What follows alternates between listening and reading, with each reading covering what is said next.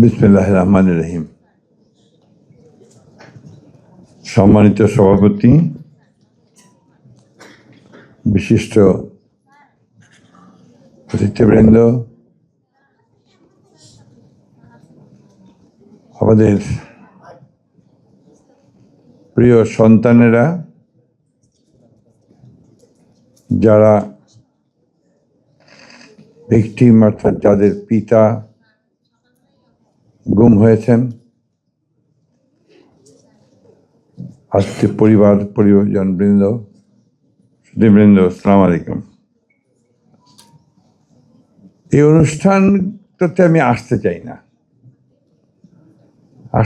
এই জন্যে যে আমি অনেক বেশি ইমোশনাল হয়ে যাই।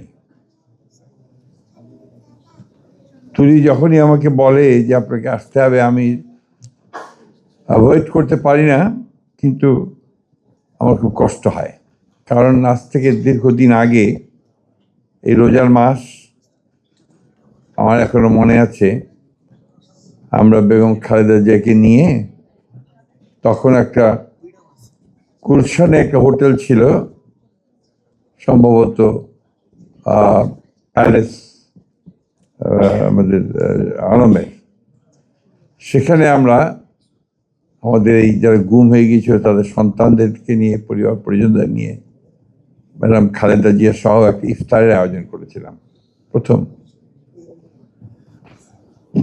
উনিও নেই আমাদের মাঝে, উনিও চলে গেছেন। আজকে যখন সামনে বসেছিলাম, পাশে তুলির মা ছিলেন, পেছনে ছিলেন মুন্নার মা। এই নামগুলোর সঙ্গে আমি খুব পরিচিত। আমি প্রথম যখন উত্তরায় ছিলাম তখন মুন্নার বাবা, তিনি দক্ষিণখানে থাকতেন। তিনি প্রথম এসে একদিন আমাকে বললেন যে স্যার, আমার ছেলেটাকে তো পাচ্ছি না, তো গুম হয়ে গেছে, গুম হয়ে পাচ্ছি না। কি ব্যাপার? যে রাতে পুলিশ এসেছিল, এসে তুলিয়ে গেছে, তারপর আর এখন পর্যন্ত কোনো খবর নেই। এই শুরু হলো পিতার সন্তানকে খোঁজ করা।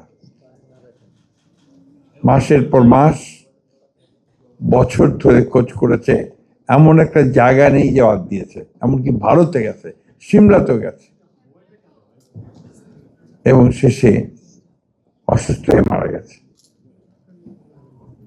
মুন্নার মা খুব কষ্ট করে এখন ছেলেদের সঙ্গে থাকে অথবা মেয়ের সঙ্গে থাকে। প্রত্যেকটি পরিবার অনেক কষ্ট করেছে, করছে এখনো। তাদের ছেলে মেয়েদের ভবিষ্যৎ অনিশ্চিত।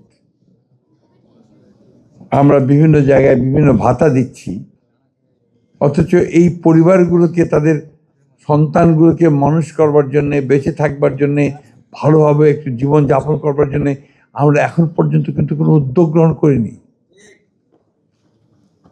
আমি আজকে আপনাদের সামনে বলছি যে আমি ফিরে গিয়েই আমি মাননীয় প্রধানমন্ত্রীর কাছে একটা চিঠি লিখব যে আমাদের এই পরিবারগুলোকে সরকারের তরফ থেকে ভাতা দেওয়াটা অত্যন্ত জরুরি, তাদের ভবিষ্যৎ, এটা তাদের প্রাপ্য। আজকে আমরা নির্বাচন করেছি, কেউ মন্ত্রী হয়েছি, কেউ এমপি হয়েছি, কেউ বড় বড় চাকরি করছি, আমাদের সচিব মহোদয় এখানে আছেন, সবাই আমরা ছবি তৈরি করছি, কিন্তু যারা এর জন্যে চলে গেছে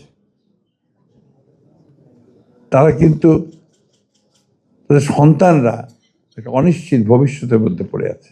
অন্তত এইটুকু বোধহয় আমরা করতে পারি, তাদের ভবিষ্যৎটাকে একটু সুন্দর করার চেষ্টা করতে পারি, তাহলেই আমাদের সরকারে আসাটা সার্থক হবে। তা না হলে হবে না বলে আমি মনে করি।